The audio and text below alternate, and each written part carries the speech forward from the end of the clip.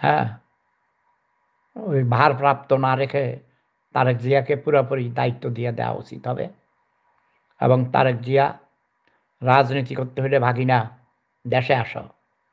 এত সিকিউরিটি করলে তোমার রাজনীতি করা ঠিক হবে না। রাজনীতি ছেড়ে দাও।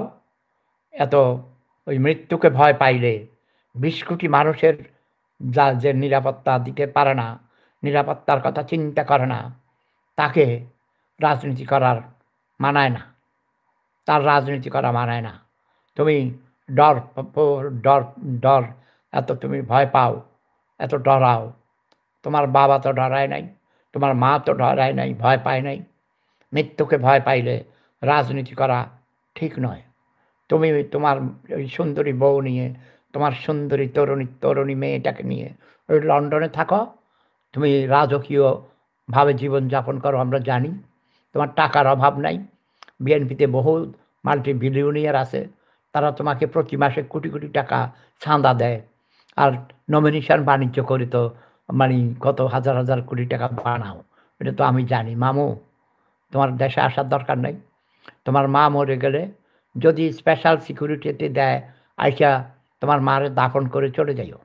তোমার রাজনীতি করার দরকার নাই, বোঝো নাই? আর তুমি সরকার গঠন করলো ওই আওয়ামী লীগের লোকরা, যে না, এরা খুব ডেঞ্জারাস। লগি বইটা দিয়ে পিটাইয়া একবার তোমার কোমর ভাঙ্গা দিছে, আবার ভাঙবে। তুমি আইছো না। আর ওই যে বললাম তোমার মারে কবন দাফন দিয়া করিয়া একবার চলে যাও লন্ডনে। তোমার বাংলাদেশে তোমার মারায় না। তুমি আইসো না, যাওগা। আর ওই মুজিব পরিবার, জিয়া পরিবার, এরশাদ পরিবার, নতুন প্রজন্মের মুক্তিযোদ্ধারা আসবে, নতুন দল করবে, নতুনরা দেশে দেশের সেবা করবে।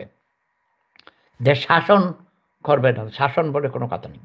কিসের শাসক? কি শাসক? শাসন মানে এই শাসক শ্রেণী বিলুপ্ত হয়ে গেছে পৃথিবী থেকে।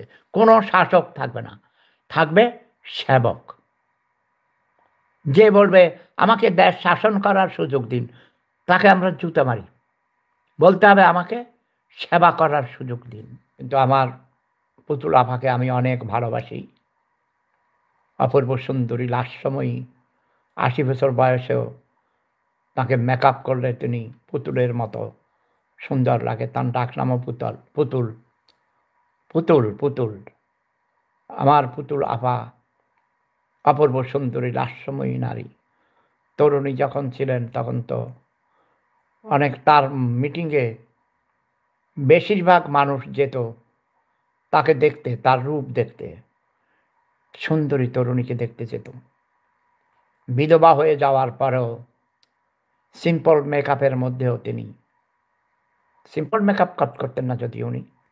ওনার বিউটিশিয়ান ছিল সিঙ্গাপুর থেকে, আরও কোথার থেকে, ব্যাংকক থেকে নাকি এনেছে, থাইল্যান্ড থেকে।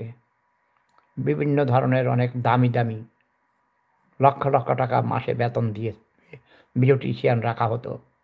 এখনও তার বিউটিশিয়ান আছে। তারা মেকআপ করে দেয়, ড্রেস আপ করে দেয় এবং তাকে দেখাশোনা করে। তার যে প্রাইভেট কেয়ারটেকার আছে ফাতেমা, তিনি যখন জেলের ভিতরে ছিলেন তখনও তাকে কাজের বুয়া দেওয়া হয়েছে। তাকে জেলে রাখলেও তাকে ভিআইপি ট্রিটমেন্ট দেওয়া হয়েছে। সরি, জেল তো জেলেই, তবে জেলে দেওয়া ঠিক হয় নাই। আমার হাঁটু আপাকে আমি অনেকবার অনুনয় বিনয় করে বলেছি তাকে মুক্ত করে দাও। পরে যদিও বাড়িতে রেখেছে, হাউস অ্যারেস্ট। কি দরকার ভাই?